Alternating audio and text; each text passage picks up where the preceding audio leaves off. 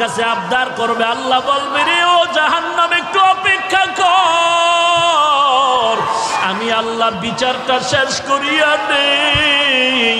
বিচারটা শেষ করার পরে এরপরে তোর কাছে গুনাহগার গুলো পাঠায় দিব। জাহান্নাম থামতে রাজি না।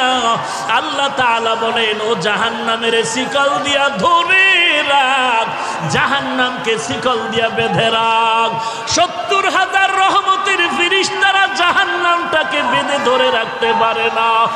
আমার নবী সিজদায় পড়ে কাঁদেন, ও আল্লাহ জাহান্নামের ভিড়াও ভিড়াও, আমার একটা